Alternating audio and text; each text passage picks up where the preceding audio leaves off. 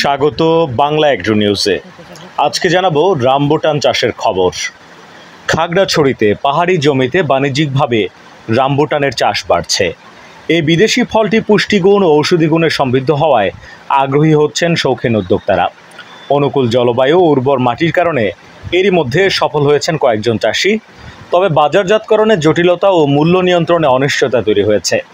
মহালছড়ি উপজেলার বিহারটিলা গ্রামের চিকিৎসক আকেইপ্রো চৌধুরী 2022 সালের জানুয়ারিতে 2.5 একর টিলা জমিতে 200টি রামবুটানের চারা রোপণ করেন।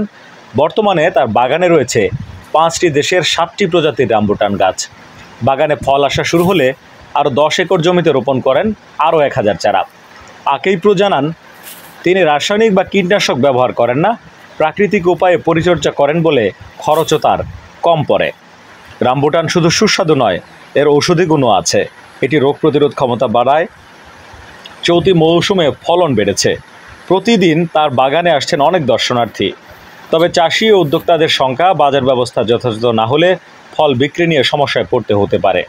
রামবুটান চারাগুলো আমাদের পাহাড়ি এলাকায়, আমাদের পাহাড়ি জায়গায় খুব সহজে তাড়াতাড়ি উৎপন্ন হয়, খুব ভালো ফলন দেয়। তো আমারও ইচ্ছা আমি এইরকম একটা আমার বাড়ির আশেপাশে যেখানে জমিন জায়গা থাকে, আমি ওইখানে গিয়ে আমার এই রামবুটান আমারও ইচ্ছা চাষ করার, বাগান করা। আমি দীর্ঘদিন ধরে আকিপুর স্যারের বাগানে রামবুটানের বাগানে কাজ করতেছি। ফলগুলো ভালো, 2 বছরের মাথায় ফল এসে যায়। কোনো পানি বা সার, পানি দিলে হয়, সার লাগে না। পানি দেওয়া থেকে শুরু করে সব কিছু আমি করি আর কি। মানে কোনো সার বা কোনো কিছু দেওয়া লাগে না। এই রামবুটান ফলগুলো খুব ভালো, 1 বছরের মাথায় ফল আসতে শুরু করে। ফলটা অনেক চাহিদা বেশি। আমি চিন্তা ভাবনা করলাম আমার নিজ বাগানে যদি আমি লাগাতে পারলে অনেক আমি ভালো কিছু করতে পারবো।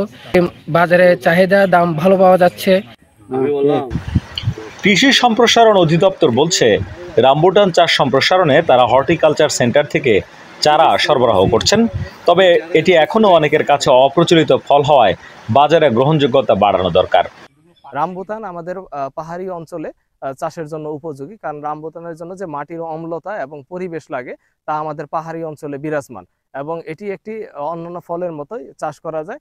যে সেই ক্ষেত্রে কৃষকরা এটি আমাদের উদ্ভাবিত জাত, প্লাস হচ্ছে অন্যান্য যে জাতগুলো আমাদের ইতিমধ্যে পার্বত্য অঞ্চলে বিস্তার ঘটেছে, সেগুলো মূল্যায়নের মাধ্যমে কৃষকগণ এটিকে তাদের বাগানে চাষাবাদ করতে পারেন। চাষের ক্ষেত্রে এটিকে আমাদের হিলের আমাদের যে ঢাল রয়েছে, সেই ঢালে অন্যান্য ফলের মতোই আমাদের একটু বড় আকারের গর্ত করে এটাকে চাষাবাদে নিতে হবে, এবং যেখানে একটু পর্যাপ্ত সূর্যের আলো রয়েছে সেই স্থানগুলোকে বেছে নিতে হবে, এবং যেখানে আমাদের বৃষ্টির পানি বা জলবদ্ধতা থাকে না সেই অংশটাকে আমাদের রামবুটান চাষের জন্য নিয়ে আসতে হবে। চাষিরা বলছেন, খাগড়াছড়িতে কৃষি বিপণন অধিদপ্তরের কার্যালয় থাকলেও মাঠ পর্যায়ে তাদের কার্যক্রম চোখে পড়ে না।